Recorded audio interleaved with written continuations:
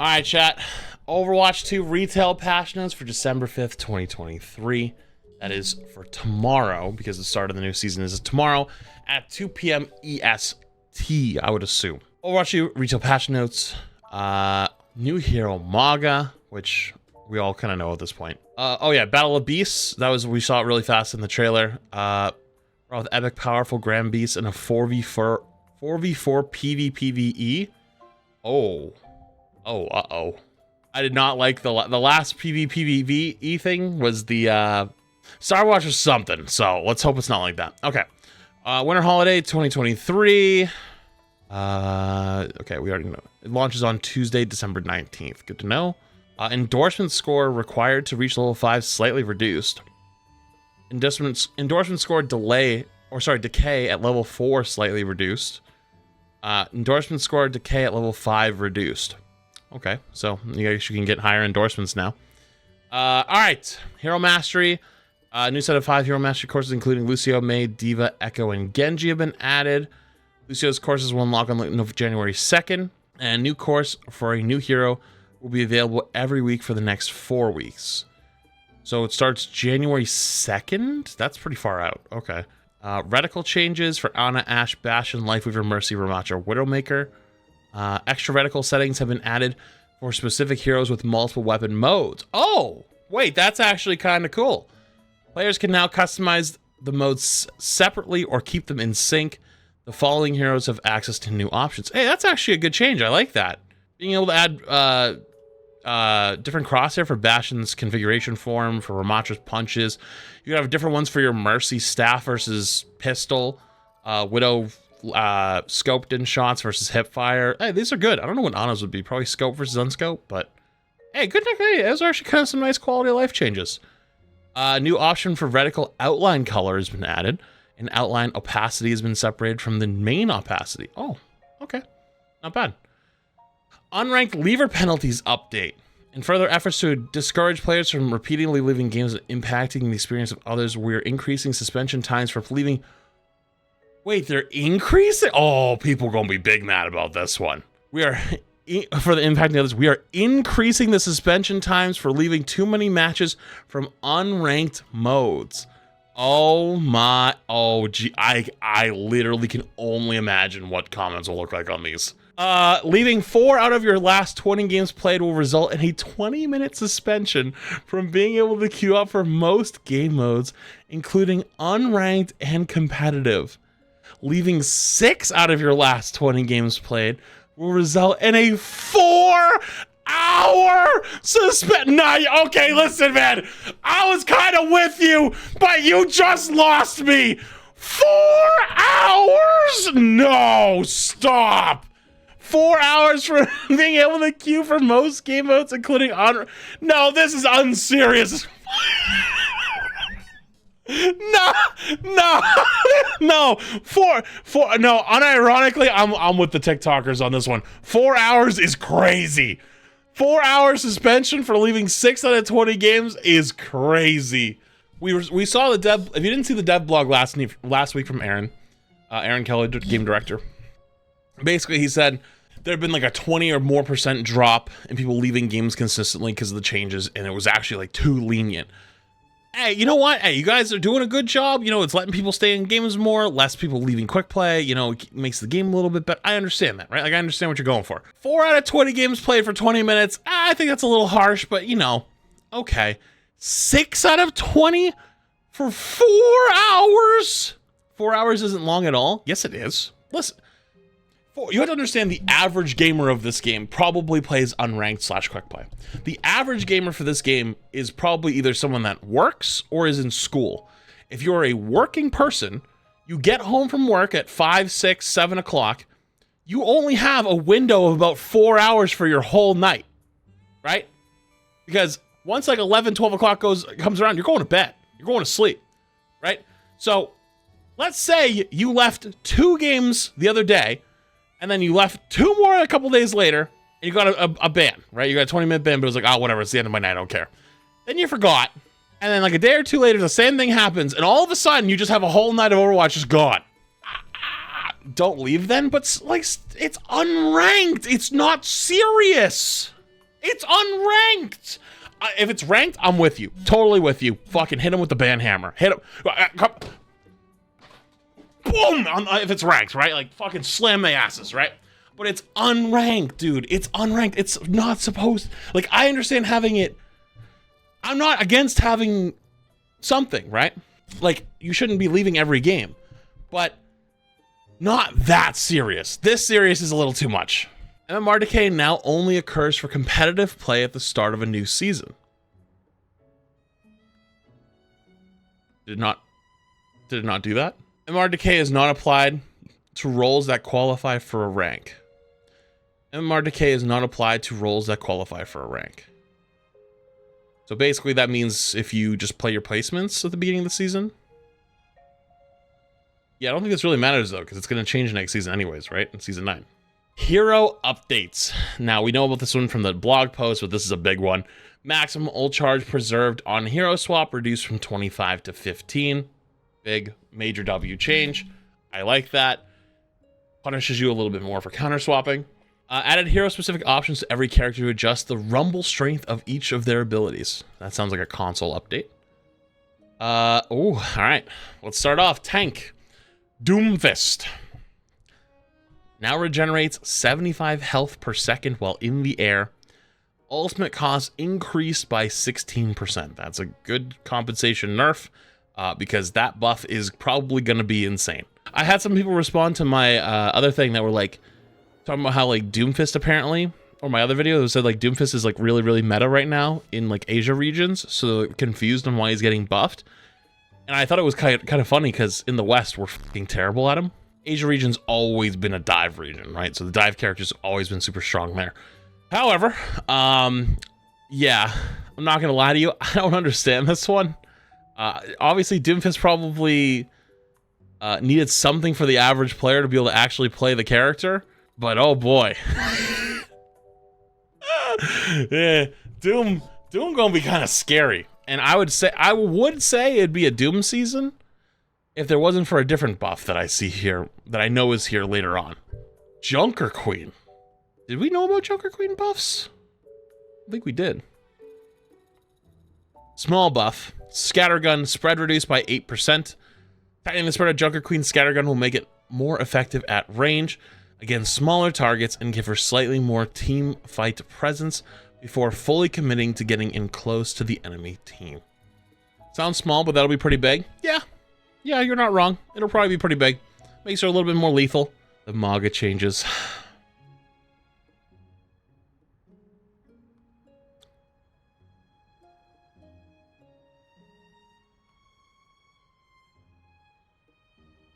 Jesus fucking Christ. They were like, oh, you guys thought MAGA was weak? Here's everything. Base health reduced from 500 to 350. But then gave him base armor increase from 0 to 150. So remove 150 health, replace it with 150 armor. Head hit volume reduced by 15%. Incendiary and volatile chain guns. Spread for firing both guns reduced by 15%. Fire rate multiplier for firing both guns reduced from 25% to 0. Fire rate multiplier for firing both guns reduced from 25 to 0. I don't know what that... Does that mean he was shooting faster if you shot both guns? Damage per shot increased from 450 to 5. That's a pretty big one. Damage fall off range increased from 25 to 30 meters. Maximum ammo increased from 300 to 350. Movement speed penalty reduced from 20 to 15 per gun. Overrun can no longer be interrupted by hack. Damage reduction increased from 30 to 50%. So he's literally Orisa. It's literally Orisa. Cardiac overdrive. Life still increased from 60 to 70%. Berserker passive. Overhealth conversion rate increased from 40 to 50%.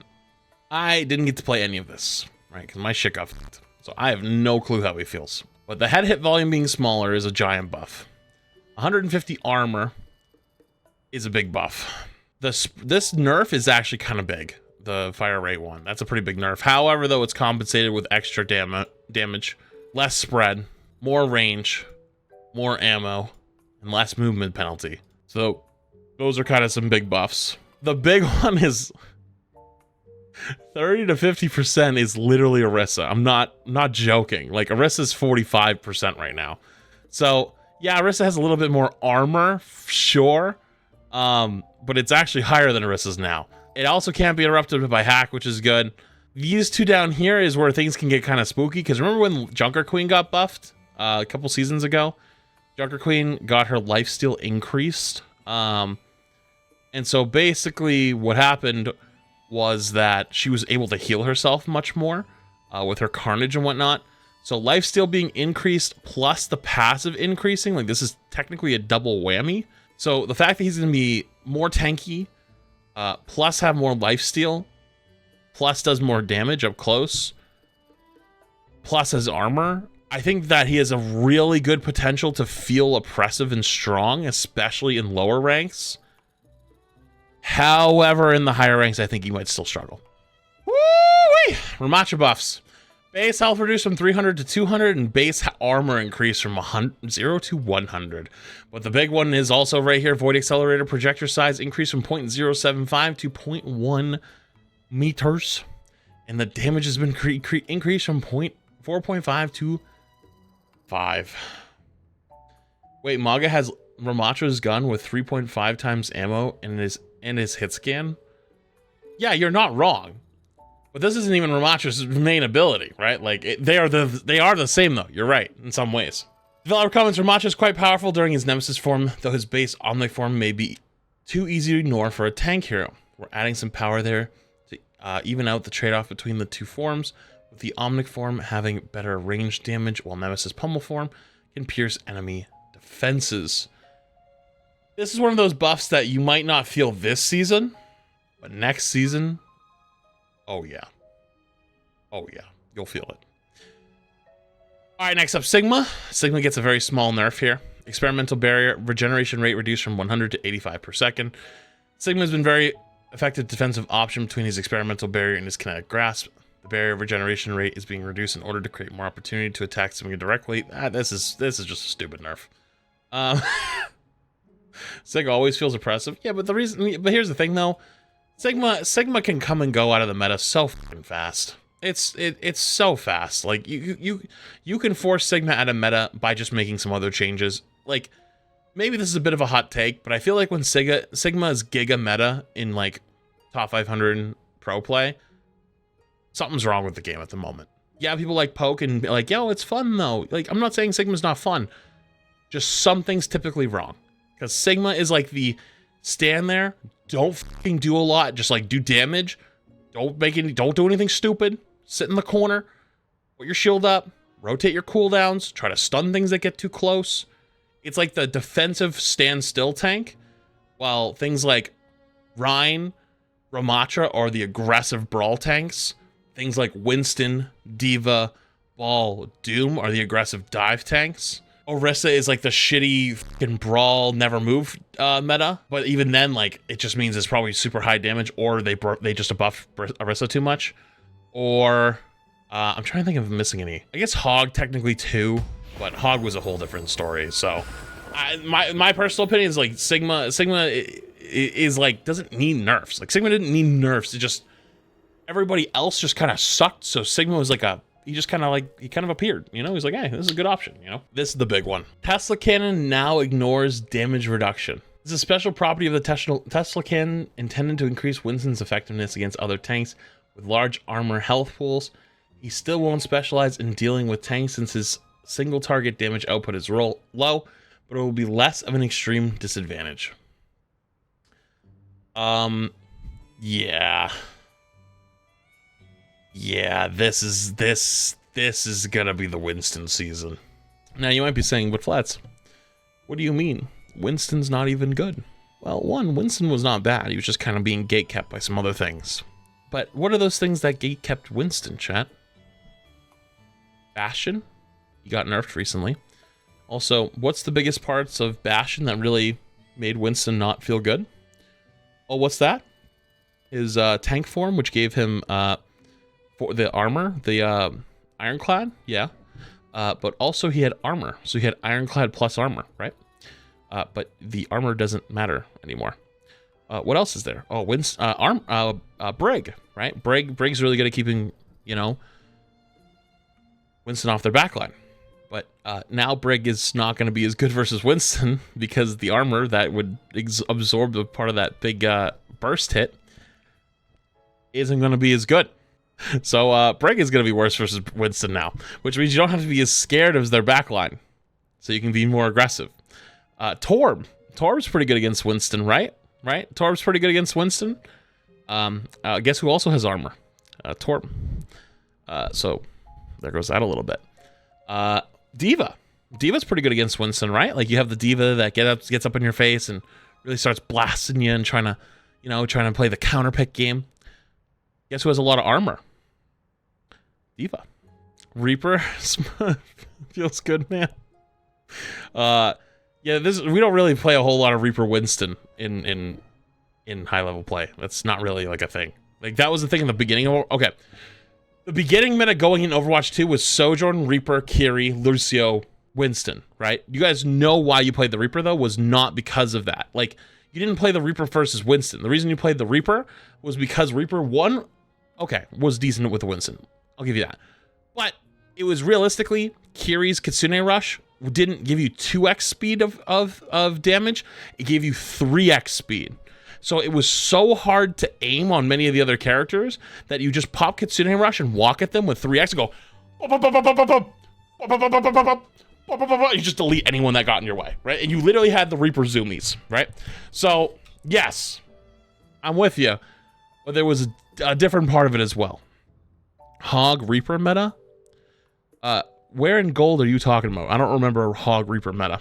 You're not going to see Reaper because Tracer is going to... We're going to get to Tracer in a minute. Tracer and Sombra both got buffs. So, my Reaper copers in chat, I'm sorry to tell you, that ain't going to be a thing. May, some good old May nerfs. Endothermic Blaster. Maximum ammo reduced from 150 to 120. Reducing the maximum ammo to limit how long May is able to continuously slow an enemy target. Now that primary fire deals more damage.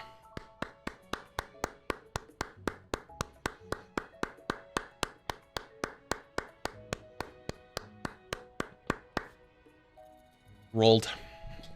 Soldier 76, Biotic Field. Cooldown increased from 15 to 18 seconds. Soldier self-sustainability is potent and makes him able to deal, or difficult to deal while he's in its area. Rather than reduce its raw healing output again, we're increasing the amount of time between consecutive uses to open up longer periods of vulnerability. I talked with like Ruben about this. He was like, I don't understand, like why is Soldier 76 Biotic Field higher than Kiri Cleanse? Yeah, I give you that, but like at the same time, like it's not the end of the world nerf. This is really not that bad. Like, this kind of just seems like every season there's a couple changes that are just like, there's like a little, like a dartboard and like, you know, like the Wheel of Fortune board, and they just gotta like,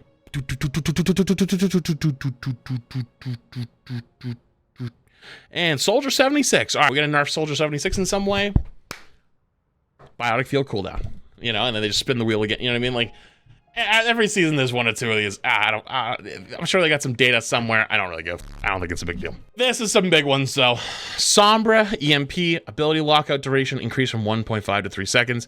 Damage reduced from 30 to 25% of current health. The 1.5 second lockout duration didn't feel impactful enough as an ultimate ability, but generally EMP is more interesting and effective when it's focused on the disabling aspect rather than the damage. I feel like we're going back to Overwatch 1 in some ways. Like, are we going to have the 6v6 conversation again soon?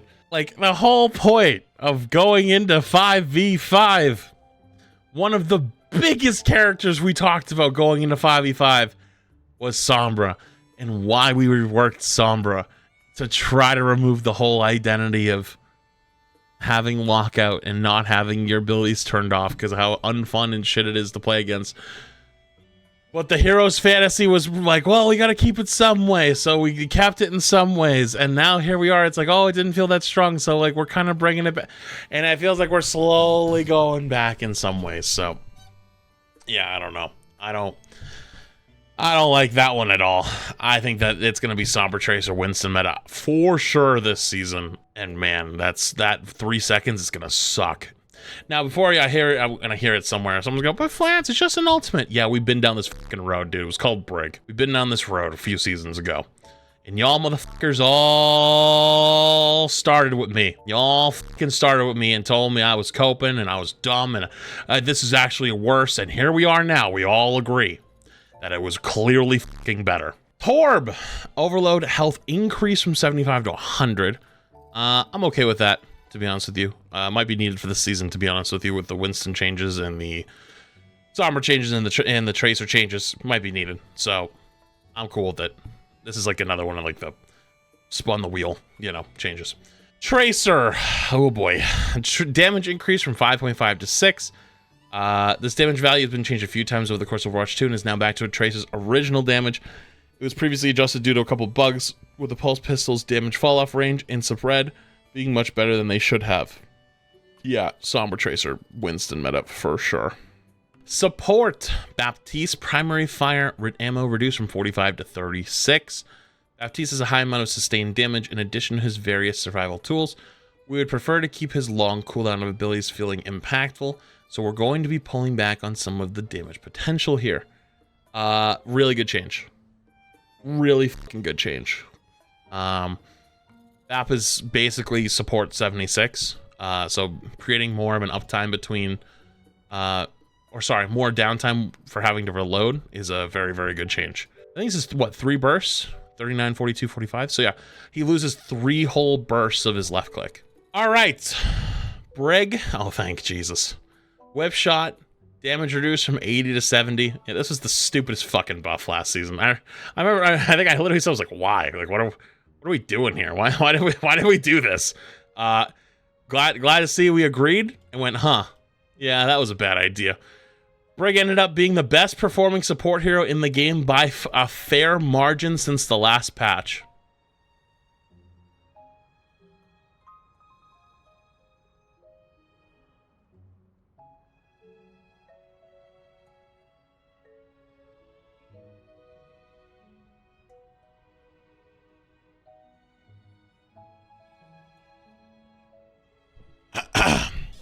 Anyways, it's likely a result of more than just the damage breakpoint change she received. But it was a significant increase to her offense, so we're reverting it and will continue to evaluate further.